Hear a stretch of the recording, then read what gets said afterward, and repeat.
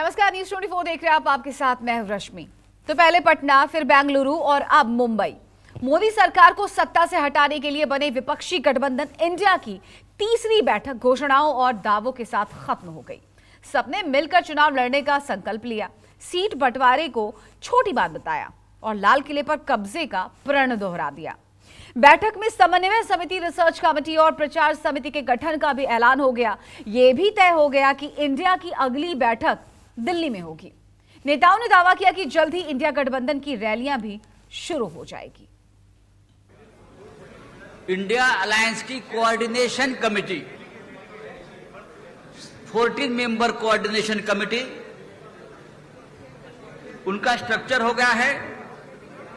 बाद में campaign committee है, working group of social media है, वर्किंग ग्रुप ऑफ मीडिया है और वर्किंग ग्रुप ऑफ रिसर्च है। ये 4 प्रमुख कमेटी का भी गठन हुआ है। वर्किंग ग्रुप बन गया, समन्वय समिति और रिसर्च कमेटी भी बन गई। 2024 में सत्ता परिवर्तन के संकल्प के साथ मुंबई के होटल ग्रैंड हयात में इंडियन नेशनल डेवलपमेंट अलायंस की तीसरी बैठक खत्म हो गई। चौथी बैठक दिल्ली में होगी, ये ऐलान भी हो गया।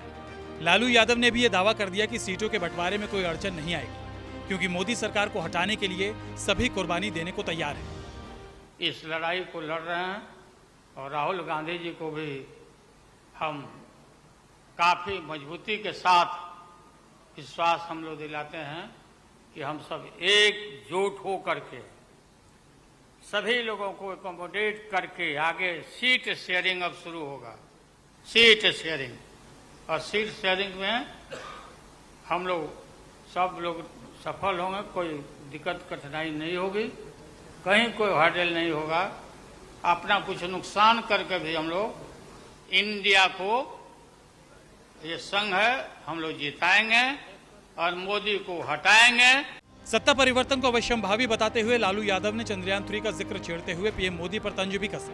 इसरो के वैज्ञानिकों से पीएम मोदी को सूरज तक ले जाने की गुहार भी लगा दी।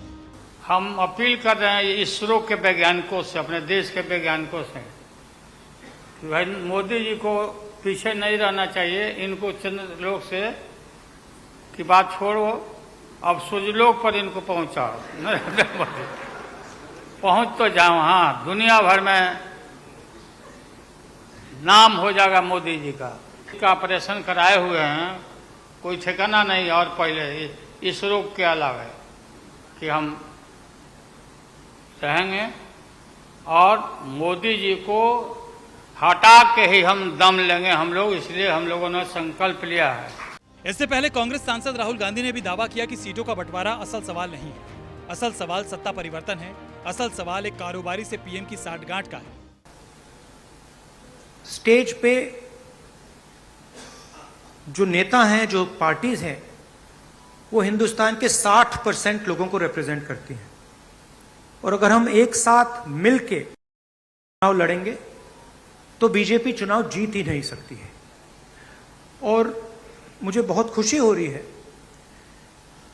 कि जो हमारी पार्टीज हैं, जो हमारे नेता हैं, उनके बीच में जो रैपोर है, जो फ्लेक्सिबिलिटी है, वो गहरी होती जा रही है। और मुझे लगता है कि इंडिया अलायंस बीजेपी को चुनाव में आसानी से हरा देगा। एक कोऑर्डिनेशन कमेटी होगी और दूसरी कि जल्दी से जल्दी जो सीट शेयरिंग का मामला है उसको हम डिस्कस करके उसमें हम रेजोल्यूशन निकाल देंगे। राहुल गांधी ने एक बार फिर लद्दाख के लोगों से मुलाकात का हवाला देकर यह दावा किया कि चीन ने भारत की जमीन हड़प ली और पीएम मोदी इस मुद्दे पर झूठ बोल रहे हैं। मैं एक ही बात कहूंगा, राहुल गांधी, जो आपकी राजनीति चल रही है उसमें आप खुद ही कांग्रेस को देश से मुक्त करा देंगे। अगर आप सावरकर ऐसे देशभक्तों पर गाली देते रहेंगे, अगर आप चाइना की बैटिंग करते रहेंगे, तो क्या कांग्रेस पार्टी के लोग उससे परेशान नहीं है क्या? तो आप स्वयं ही कांग्रेस को देश से मुक्ति का रास्ता बना रहे हैं। लेकिन मजबूरी यह है कि कोई कुछ बोल नहीं सकता, क्योंकि राहुल गांधी को लॉन्च करते हैं, रिलॉन्च करते हैं, सुपर लॉन्च करते हैं। इससे पहले राहुल गांधी ने अदानी के मुद्दे पर भी पीएम मोदी को घेरने की कोशिश की, इस इल्जाम के साथ कि पीएम मोदी और अदानी के बीच साठगांठ है। नरेंद्र मोदी और अदानी जी के बीच में जो रिश्ता है उसके बारे में मैंने कल बोला। इंटरनेशनल फाइनेंशियल न्यूज़पेपर्स में आया है कि $1 बिलियन पैसा हिंदुस्तान से गया है, बाहर गया है और वापस आया है। नरेंद्र मोदी जी G20 करा रहे हैं और हिंदुस्तान की इज्जत का मामला है। जी को कह देना चाहिए कि वो इंक्वायरी कराएंगे। कांग्रेस अध्यक्ष मल्लिकार्जुन खड़गे ने दावा किया कि इंडिया गठबंधन का मकसद महंगाई और बेरोजगारी का हल ढूंढना है, सत्ता के अन्याय और अत्याचार पर लगाम लगाना है। मोदी साहब गरीबों के लिए कभी भी काम नहीं करेंगे, ये यकीन मैं दिलाता हूं, क्योंकि उनकी हमेशा यही रणनीति रही है कि गरीबों के खिलाफ काम करते हैं। बड़े बड़े उद्योगपति के साथ वो मिलजुल के चलते हैं। और यहाँ पर तो कल ही एक रिपोर्ट आपके सामने राहुल गांधी जी ने रखा था, अडानी की संपत्ति बढ़ गई कैसी, बढ़ाए कौन, और कैसा आज कम से कम 75,000 करोड़ रुपए गरीबों के जो पैसे थे उनके जेब में कैसा गया। मुंबई बैठक की मेजबानी करने वाले शिवसेना और एनसीपी के बड़े नेताओं ने भी दावा किया कि जैसे जैसे इंडिया गठबंधन की ताकत बढ़ती जा रही है, बीजेपी का डर बढ़ता जा रहा है। और हम सारे लोगों ने तय किया है कि आने वाले चुनाव में हम तानाशाही के खिलाफ लड़ेंगे, हम जितने सारे जुमलेबाज हैं उनके खिलाफ लड़ेंगे, हम भ्रष्टाचार के खिलाफ लड़ेंगे।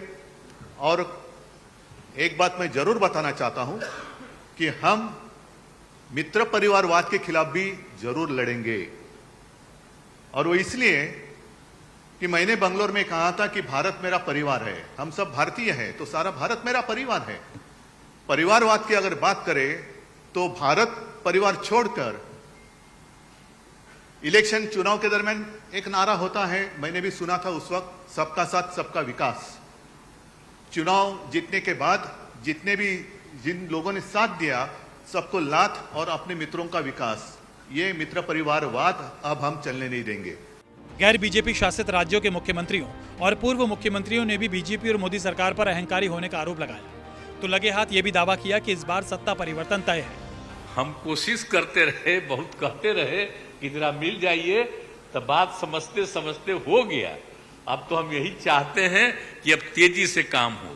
तो आज ही तय कर लिया है लोगों ने कि अब तेजी से हम लोग अभी से शुरू कर देंगे। अब कोई ठिकाना नहीं है, चुनाव समय के पहले भी हो सकता है, कोई ठीक नहीं है। इसलिए हम लोगों को भी तो अलर्ट रहना पड़ेगा।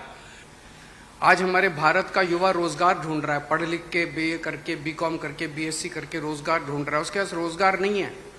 और वो जब सरकार के पास जाता है तो पता चलता है कि सारी सरकार एक ही आदमी के लिए काम कर रही है, सारी सरकार भ्रष्टाचार में डूबी हुई है।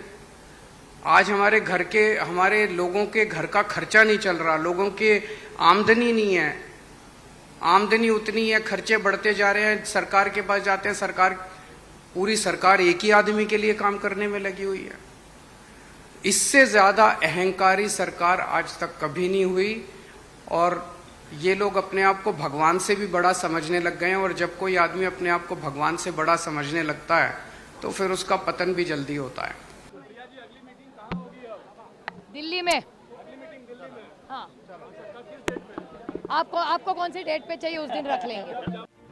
हालांकि बीजेपी को इंडिया की ये बैठक तनिक भी रास नहीं आई। पार्टी ने दावा किया कि इनके पास ना तो कोई विजन है ना ही एजेंडा, सब सिर्फ पीएम मोदी को हटाने के वास्ते एकजुट हुए हैं। इंडिया की तीसरी बैठक में शामिल सभी दलों ने संकल्प लिया कि वो जल्द से जल्द रैलियों और सभाओं की शुरुआत कर देंगे। जुड़ेगा भारत, जीतेगा भारत थीम के साथ मैदान में उतरेंगे। इंद्रजीत सिंह, राहुल पांडे, अंकुश जायसवाल और विनोद जगदाले के साथ रमन कुमार, मुंबई, न्यूज़ 24।